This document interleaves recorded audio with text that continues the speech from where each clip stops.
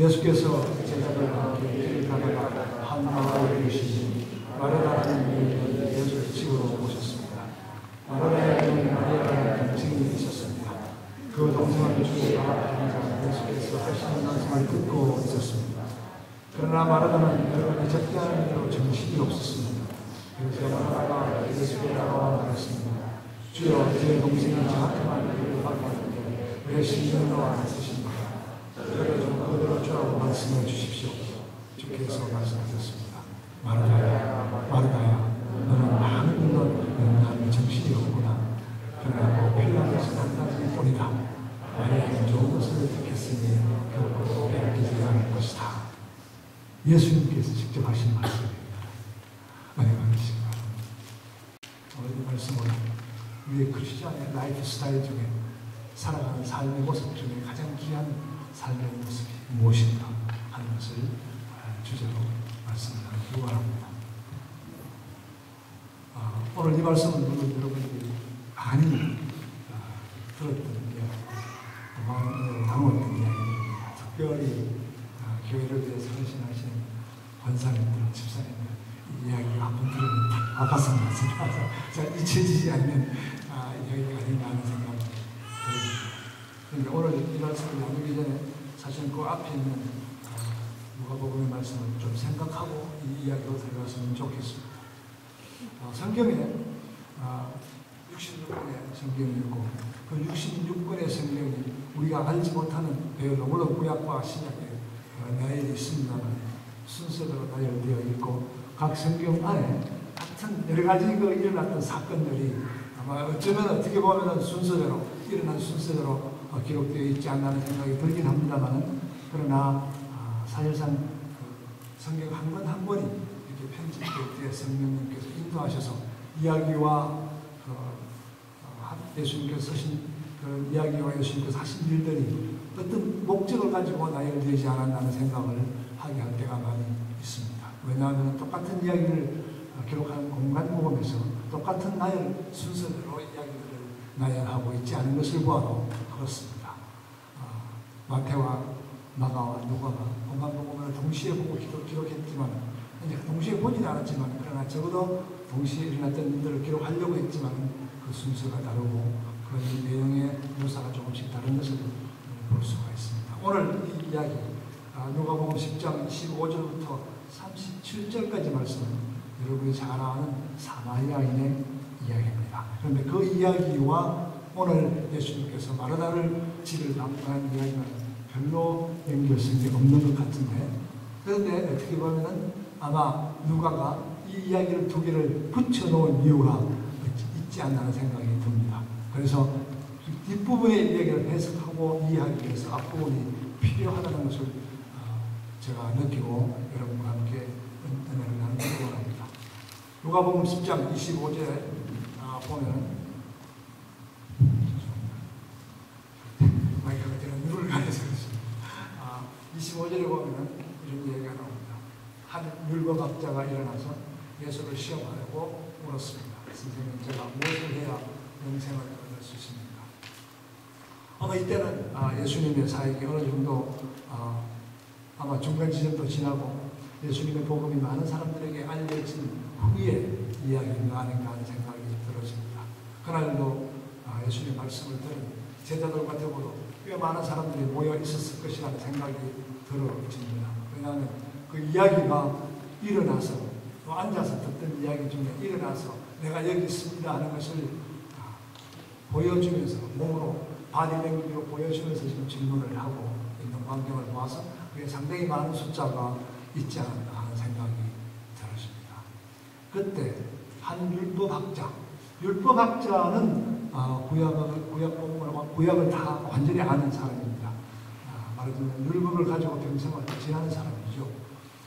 배우고 연구하고 가르치고 그리고 사회적으로 당당한 위치에 있는 사람들, 어쩌면 산헤드린이라고 하는 그 홍회의 한 멤버일 수도 있는 그런 율법학자가 일어나서 일어났다는 얘기는 그 묻는 자세가 예수님을 찾아가서 개인적으로 묻는다거나 그런 얘기가 아닙니다. 지나가서 주님 아까 한 얘기에 대해서 제가 질문을 하게 되겠습니다. 이런 식으로 묻는 게 아니라는 말이죠.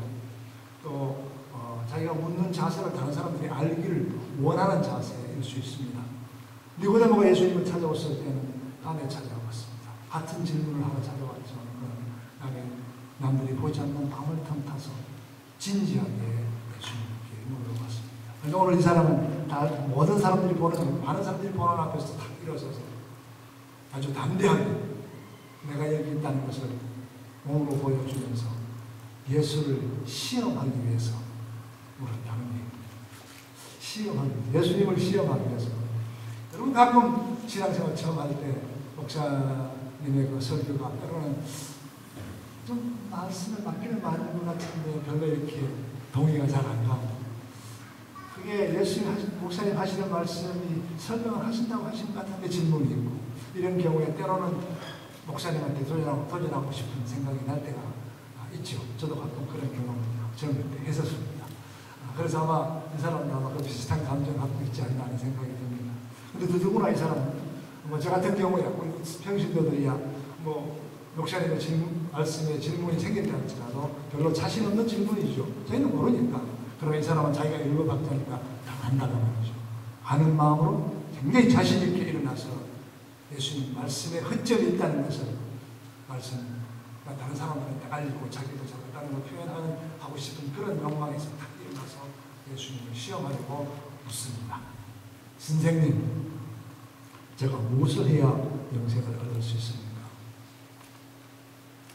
다른 성경 구절을 보면 선생님이라고 예수님을 딱 부르시면 예수님이 한 발로 지금 문제를 다는 생각, 예수님 아십니까? 예수님이 선생님이 아니니까, 그렇죠? 근데 이 사람이 예수님을 선생님이라고 부르는 자체는 아직도 예수님이 누구인지 모르는 상태죠.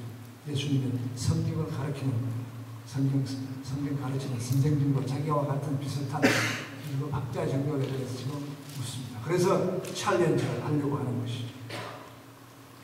제가 무엇을 해야 영생을 얻을 수 있습니까?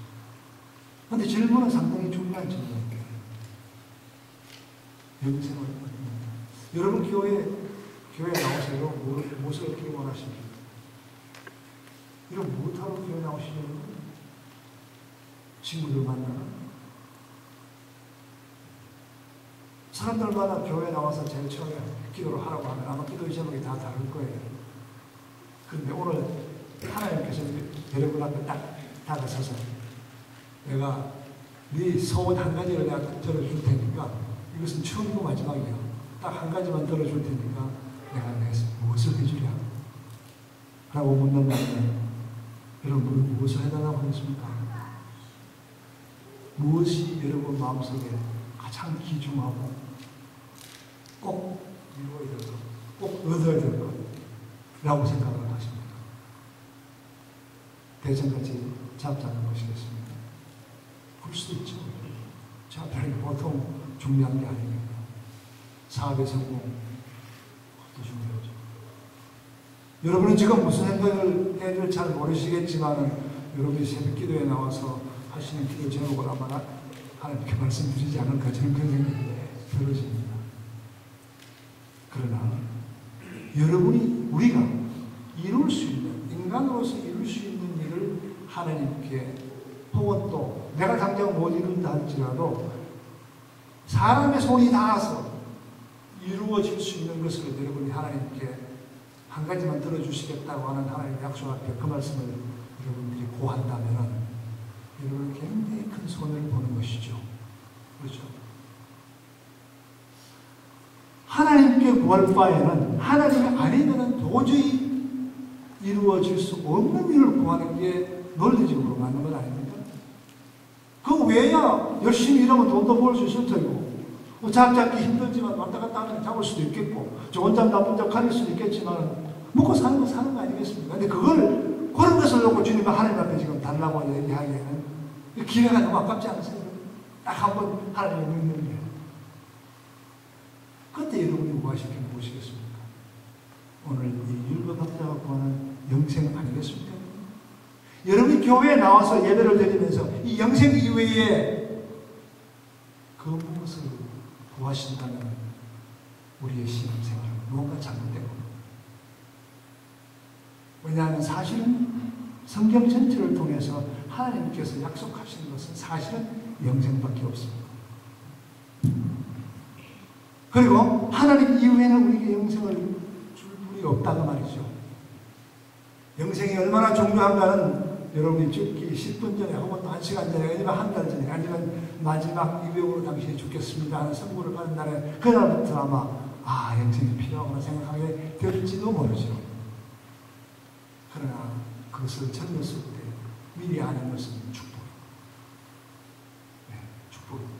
왜냐하면 그 영생을 하나님께 얻는 것을 목표로 하고 살아가는 삶은 본질적으로 다르기 때문에 라이프의 퀄리티가 다르죠. 왜냐하면 하나님과 동행하는 삶이기 때문에 그렇습니다. 오늘 이 율법학자 비록 예수님이 누군지 아직 모르지만 예수님 앞에 가서 질문을 바로 했습니다. 근데 아마 이 사람 마음속에는 예수님께서 오셔서 영생에 관해서 말씀을 하시는 것 같은데 자기는 그 영생을 구약을 공부하면서 들어본 적이 없거든요. 여러분, 구약에는 영생의 약속이 없습니다. 그런데 그 질문을 들으시고 예수께서 그 사람에게 묻습니다. 율법에 무엇이라고 기록되어 있느냐? 율법이 뭡니까? 구약입니다. 그 당시 신약이 없던 시절에 율법에 무엇이라고 기록되어 있느냐? 지금 예수님은 그 영생의 약속이 우리 눈에는 안 보이지만 구약에 기록되어 있다는 것을 지금 예수님 말씀하시는 겁니다. 그렇죠? 예수님. 왜냐하면 그 구약에 그 무엇이 기록되어 있느냐 묻는 겁니다. 그리고 예수님은 그 질문에 붙들어서 그 다음 부분이 상당히 의미가 있습니다. 율법에 무엇이라고 기록되어 있느냐라고 물으시고 그 다음에 물으시는 부분이 그리고 네가 생각하는 그 부분을 너는 어떻게 읽느냐 라고 묻습니다. 여러분 성경을 어떻게 읽죠? 여러분 성경을 어떻게 읽느냐 하는 문제가 여러분 가슴속에 중요한 문제로 제시된 적이 있습니까? 혹시? 성경을 어떻게 읽느냐? 지금 주님은 성경에 무엇이 기록되어 있느냐 그리고 그것을 네가 어떻게 읽느냐 두 가지를 한꺼번에 묶어서 지금 질문을 하고 있습니다. 이 얘기는 무슨 얘기입니까? 네가 성경을 바로 보고 있느냐 바로 읽고 있느냐 하는 것은 그게 기록된 것만큼이나 중요하다는 말이죠. 저는 이 질문을 살짝 이번에 처음 보았습니다. 성경을 많이 읽었지만 네가 그것을 어떻게 읽느냐 하는 질문을 예수님이 하셨다는 사실을 저는 몰랐어요. 심각한 질문입니다. 너 그것을 어떻게 읽느냐? 덮어놓고 읽는다고 읽어지는 게 아니라고 말이죠. 우리는 성경을 다독을 한다 그러고 통독을 한다 그러고 굉장히 속도를 내서 읽는데 도대체 이게 뭐야? 왜 정말 우리의 것은 도움이 되느냐고 말입니다. 지금 예수님께서는 그것을 어떻게 읽느냐라고 묻고 있습니다. 그때 율법학자가 대답을 합니다. 율법학자가 상당히 율법학자 같은 대답을 합니다. 예, 성경에는 내 마음을 다하고 내 목숨을 다하고 내 힘을 다하고 내 뜻을 다해 주님 주 내 하나님을 사랑하라고 했고 또 내 이웃을 내 몸같이 사랑하라고 했습니다. 근데 이 말씀을 신명기 6장 5절에 혹은 또 레위기 19장 18절에 이 말씀을 모세가 줄 때 여기에 영생을 준다는 약속을 붙이지 않았습니다. 여러분 나중에 집에 성경을 읽어보십시오. 거기에는 어떤 약속을 주느냐 하면 모세가 이스라엘 민족을 가나안 땅으로 데려가기 전에 신명기의 율법을 이렇게 해석을 하고 가르치면서 너희가 내 마음을 다하고 내 목숨을 다하고 내 힘을 다하고 내 뜻을 다해서 주 하나님을 사랑하고 내 이웃을 내 몸같이 사랑하라.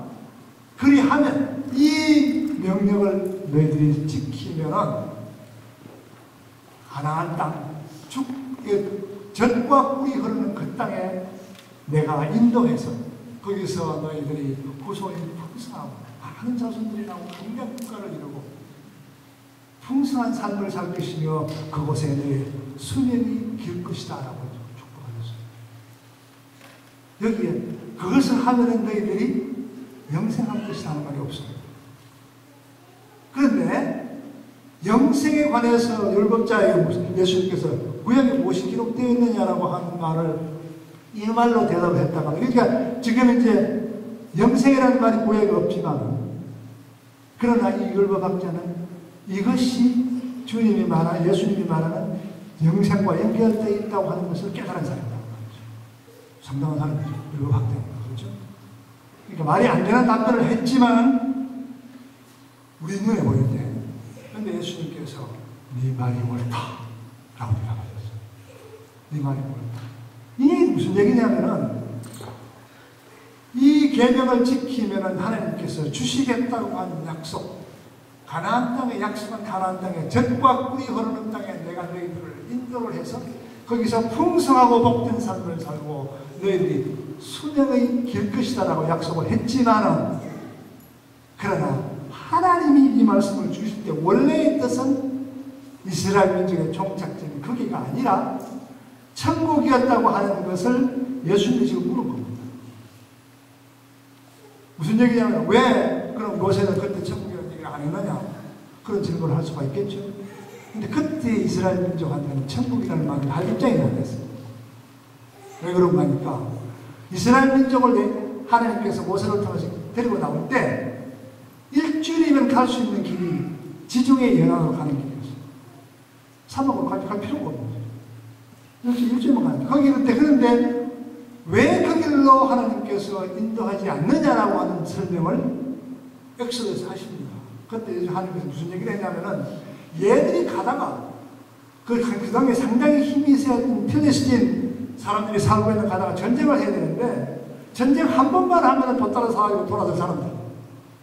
그래서 여기서 안 죽겠습니다. 종로로 대동한 애국에 가서 죽겠습니다라고 돌아가는 사람들이 있단 말이죠. 그 사람들에게는 그 이스라엘 민족을 이끌어 나오는데 가장 줄 수 있는 가장 강한 꿈은 젖과 꿀이 흐르는 가나안. 거기서 풍성한 삶을 성령을 통해 살 수 있었기 때문에 그 이후에 그 사람 마음들 속에 심어줄 꿈의 이야기가 없었다는 이야기입니다. 그래서 하나님은 그들에게 그 꿈을 얘기했어요. 그러면 하나님은 원래 이스라엘 민족을 가나안 땅으로 인도할 때 그 목적은 뭐예요? 이스라엘 민족을 통해서 온 인류를 천국으로 인도하는 그 길목으로 이스라엘 민족을 그쪽으로 데리고 나왔던 것입니다. 근데 예수님은 그걸 아시거든요. 내 뜻은 그것이 아니었다고 말이죠. 그런데 율법학자가 네가 그걸 알았느냐라고 지금 묻고 있는 것입니다. 그래서 율법학자는 알았다고 말이죠. 그래서 이제 자기가 예수님한테 이제 적어도 사람들이 보는 앞에서 다른 사람들이 이해할 수 없었던 말씀의 해석을 나는 당당히 이렇게 했다고 보여주는 사람이 되었죠.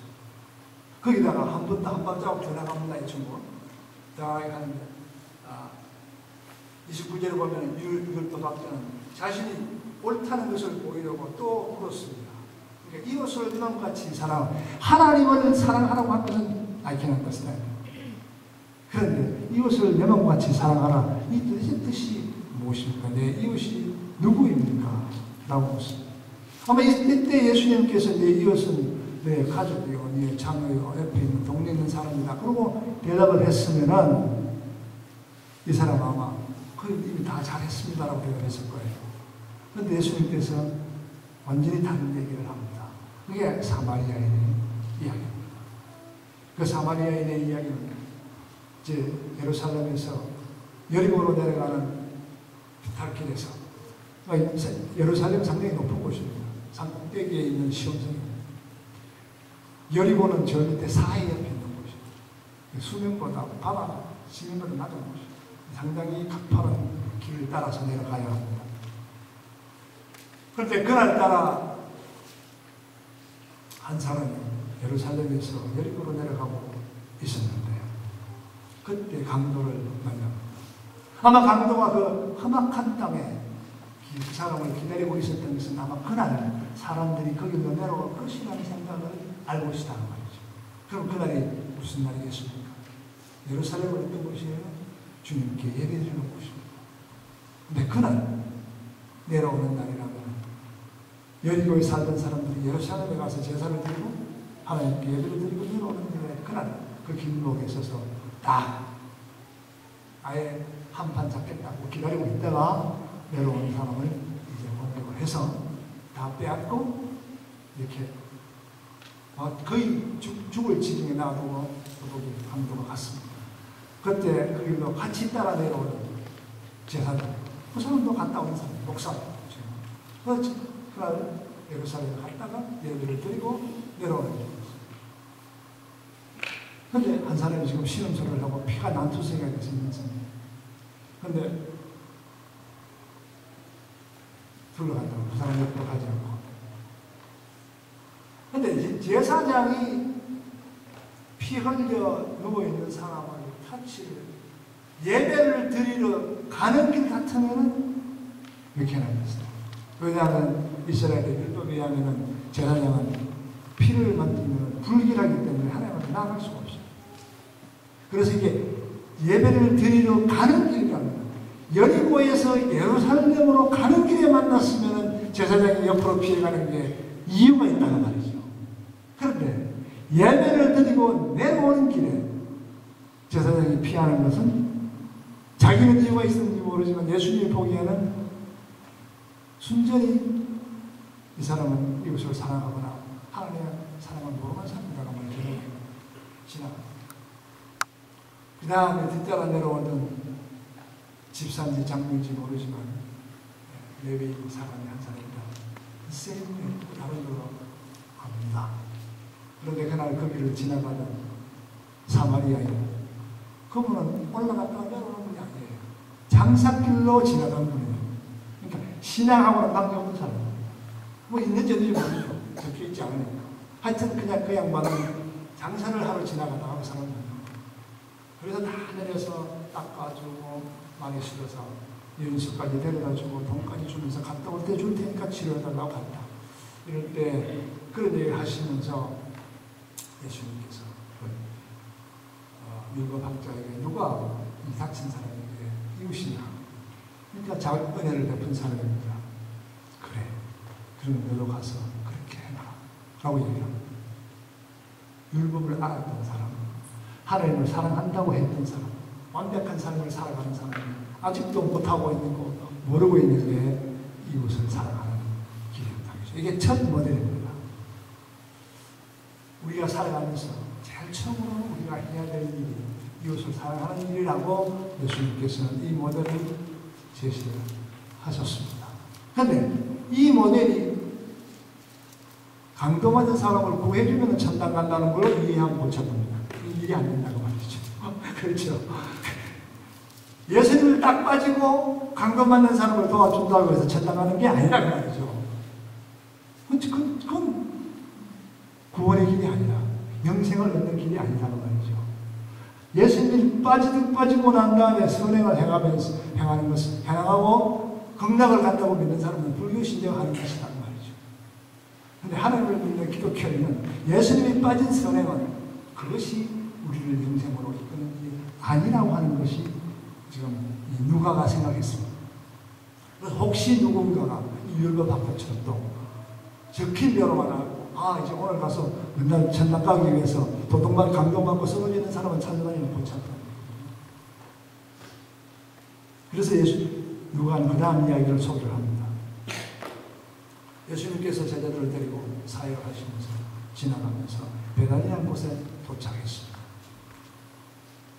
그 동네에 성경에서 나오는 3남매의 이야기가 한 가족이 있었습니다. 하나는 라사로고 제일 아마 오빠가 돼요.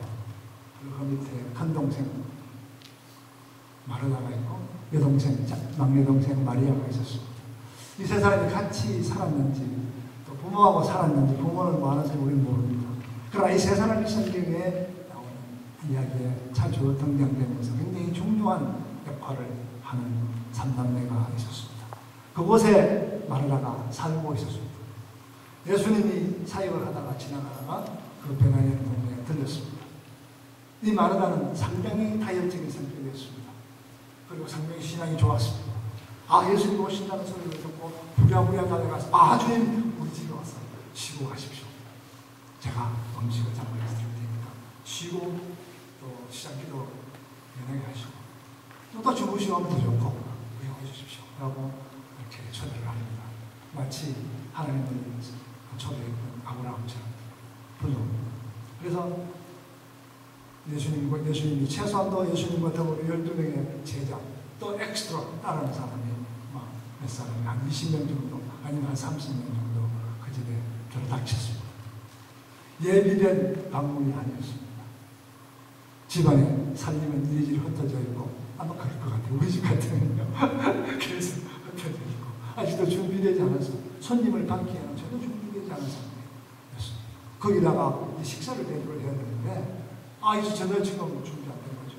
그래서 지금 마르다는 동분서주합니다. 부엌에서 물을 떼어서 불 피우고, 팔을 썰고, 온갖 일을 하면서 왔다 갔다 하면서 청소도 하고, 지금 막 분주하게 이럴 때 없습니다.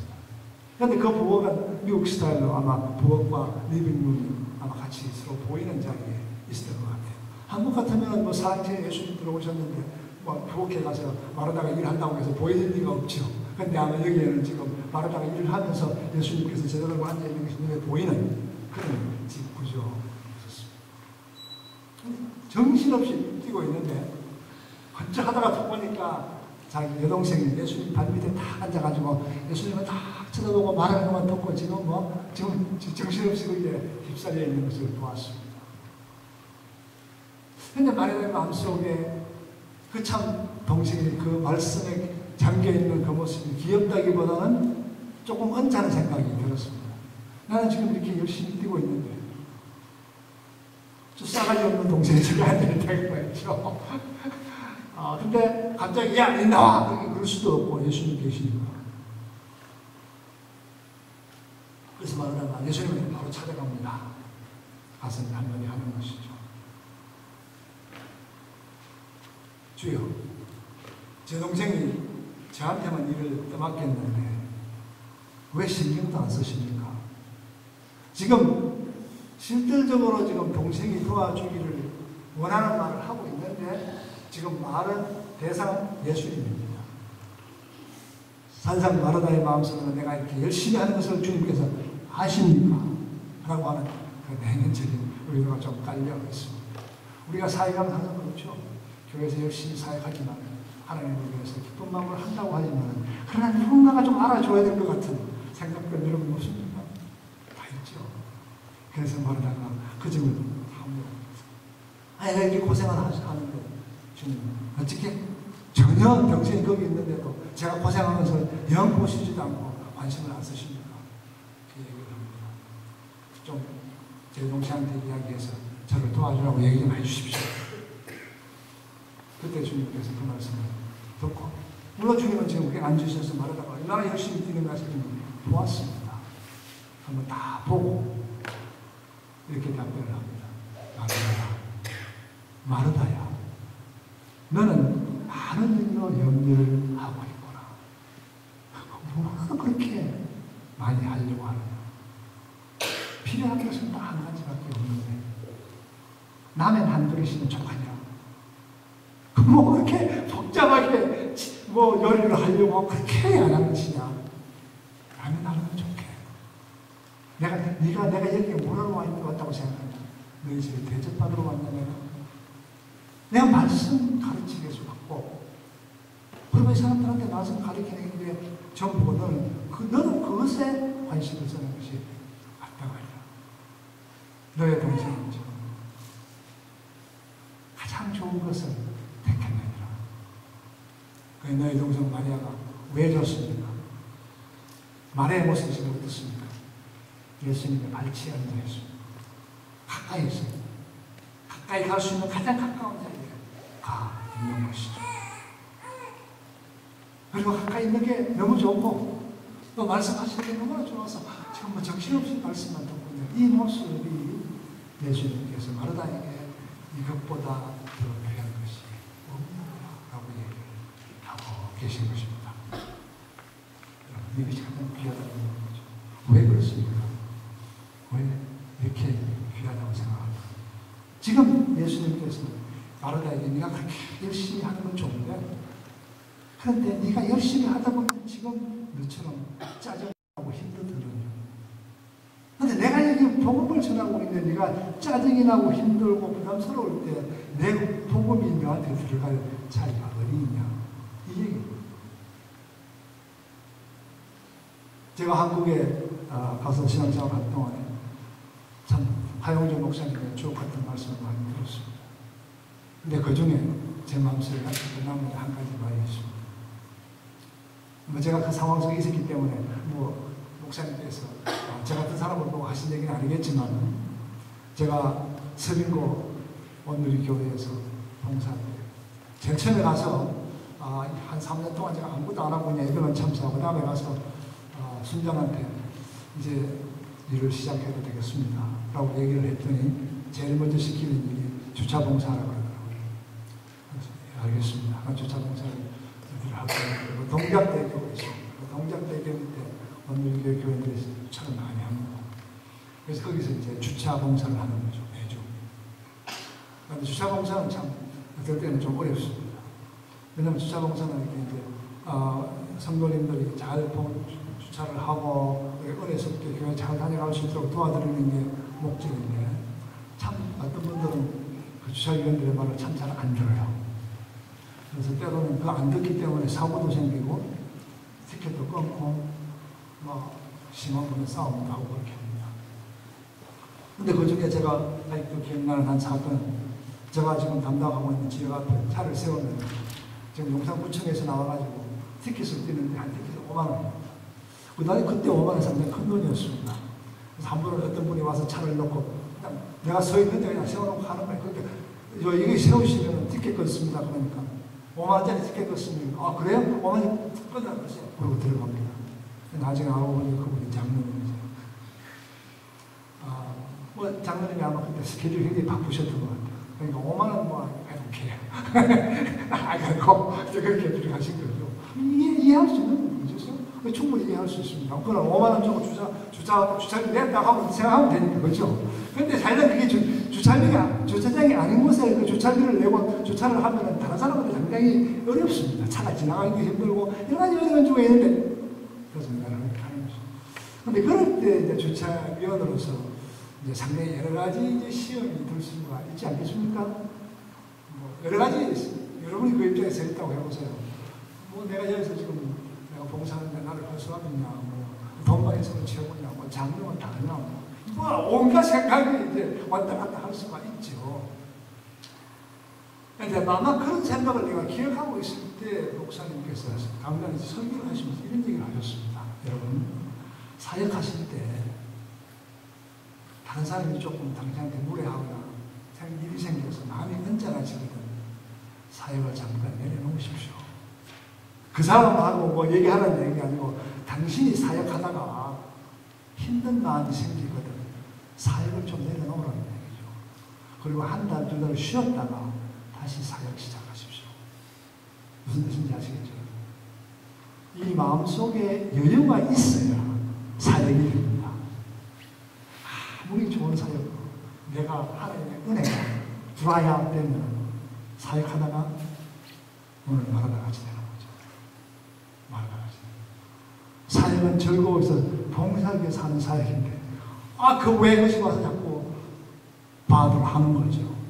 그때는 사실 상황도 물론 문제가 되겠지만 그러나 중요한 것은 내 마음에 하나님의 은혜가 줄어들었다는 것을 기억하려는 얘기를 목사님께서 해주셨습니다. 참 좋은 말씀이다라는 생각을 하고 지금도 기억하고 있습니다. 오늘 예수님께서 무슨 말씀을 하고 있습니까? 마르다야, 사역은 좋은데 네가 열심히 하고 있구나. 그런데 열심히 하는 것으로 인해서 많이 하고 열심히 해서 무엇을 잘한다고 생각하는 마음 가지고는 하다가 네가 지친다. 지금 얘기를 하고 있습니다. 하다가 네가 지친다.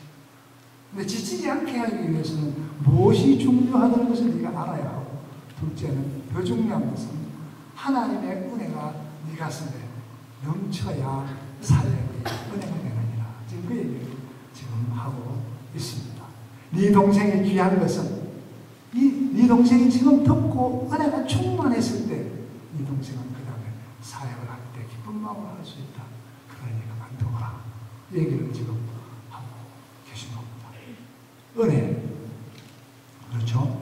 우리의 마음속에 하나님의 말씀으로 인해서 은혜가 넘쳐야 교회가 기쁜 장소가 되고 만나서 기쁨이 있고 봉사가 기쁨이 되고 누가 봐도 아름다운 교회를 이루어갈 수 있는 것입니다. 예수님이 그때 계셨습니다. 지금 그럼 나는 어떻게 지금 예수님 발치에 가서 앉을까? 지금 혹시 염려가 되십니까? 네. 우리가 오늘날 예수님 발치에 가서 앉아서 예수님의 사랑을 받고 그 예수님의 말씀으로 도취되는 경험을 하시기 위해서 시편 1편을 기억하시기 바랍니다. 시편 1편에 이렇게 얘기하고 있습니다.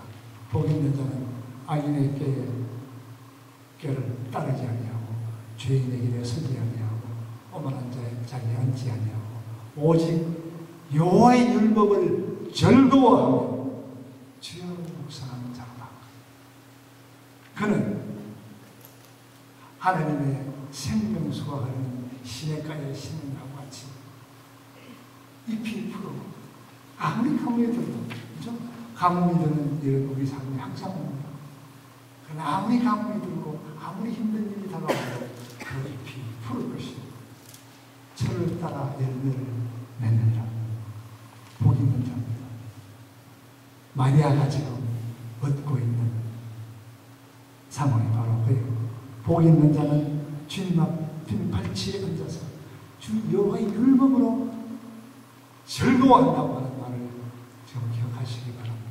예수님이 하시는 말씀이 너무나 즐겁고 너무나 감사하고 너무나 놀라워서 이러고 지금 쳐다보고 있는 마리아로서 그보다 더 귀한 것이 없다고 예수님은 지금 말씀하고 계십니다. 하나님의 말씀으로 기쁨이 넘치는 이 기쁨. 여러분 시편 1편은 착한 사람을 삶을 살아가고 주신 시편이 아닙니다.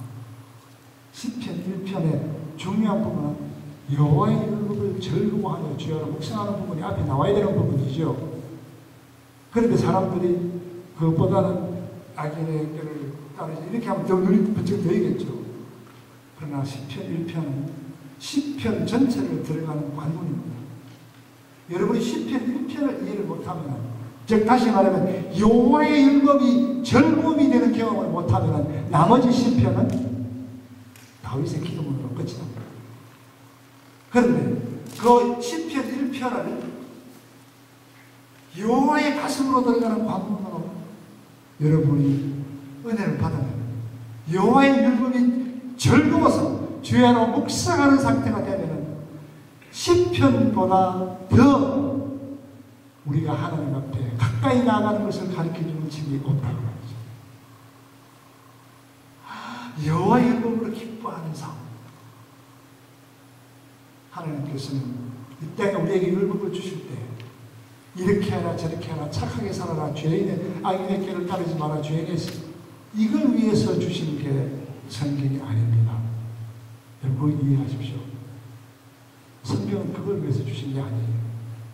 성경은 하나님 우리를 얼마나 사랑하고 그 우리를 사랑해서 우리를 구원하기 위해서 얼마나 많은 노력을 하셨고 자기의 독생자까지 주시고 그리고 앞으로 우리를 천국으로 인도하고 싶은 마음이 얼마나 강한가를 보여주시는 우리로 향한 너무 대답니다. 여러분이 성경을 바라보면서 보면서 이건 해야 되겠구나 안 해야 되겠구나 하는 것에 아직도 여러분의 관심이 모인다면 여러분은 성경을 토론이 잘못 알고 있습니다. 그것이 목적이 아니라는 말이죠. 율법을 주실 때 그 율법을 통해서 우리를 얼마나 사랑하는가를 하나님께서 말씀해 주신 것이죠. 그래서 오늘 예수님이 그 율법학자가 대답하기를 봅니다. 율법을 준 목적이 몸과 마음과 힘과 정성을 위해서 한 너의 주 하나님을 사랑하고 섬기라는 얘기 아닙니다. 시키는 데 하라는 얘기 아닙니다. 너희 하나님이 시키는 데 하기 게 아닙니다. 하나님을 사랑하고 내 이웃을 내 몸과 같이 사랑하는 것이 그것을 위해서 율법을 주신 거예요. 전체. 그리고 그것을 위해서 예수님이 이 땅에 오셨습니다. 그것을 위해서 돌아가셨습니다. 그것을 위해서 부활하셨습니다. 그것을 위해서 약속하셨습니다. 믿는 자에게. 여러분이 믿기만 하면 내가 내 모든 죄를 사하고 율법에 뭘 지켜도 상관없다는 얘기입니다. 그 지키고 안 지키는 게 중요한 게 아니라고 말이죠. 내가 율법을 주신 이유는 너희들이 너희 행실로는 천국에 올 자가 아무도 없다는 것을 가르쳐주기 위해서 내가 그 율법을 주었느니라. 율법을 읽고 읽을 때마다 나는 죽을 자로, 나는 구원받을 수 없는 자라고 하는 것을 네가 느낀다면 너는 복되다. 그런데 그렇게 지키지 못하고 구원받지 못할 자가 구원받을 길이 있으니 그게 무슨 길이냐? 예수님이 이 땅에 너희를 구원하러 오셨다고 하는 예수님의 복음을 너희들이 믿기만 한다면 너희 모든 죄를 내가 덮을 것이요 너희를 천국으로 인도하겠다고 하신 하나님의 사랑의 약속이 성령입니다. 그래서 오늘 예수님의 발치에 앉아가지고 그 말씀을 정말 꿀받듯이 받고 있는 그 마리아가 가장 귀한 것을 택했다고 하고 있습니다. 여러분, 교회에 나와서 영생을 구하는 것보다 더 귀한 것이 없다고 하는 것을 기억하십시오. 그리고 영생을 이루어가는 길은 하나님의 말씀 안에서 하나님을 찾고 하나님을 만나고 하나님을 사랑하고 이웃을 사랑하는 바로 그 길이 우리가 영생에 이르는 길이라고 하는 오늘의 가르침을 기억하시기 바랍니다. 기도하겠습니다. 사랑해 주님 감사합니다. 우리를 부르셔서 주님 발치에 앉혀 주시옵소서. 그리고 말씀을 주시옵소서. 그 말씀으로 즐거워하며 주여로 묵상하는 저희들이 될 수 있도록 인도하여 주시옵소서. 예수님 이름으로 기도하옵나이다. 아멘.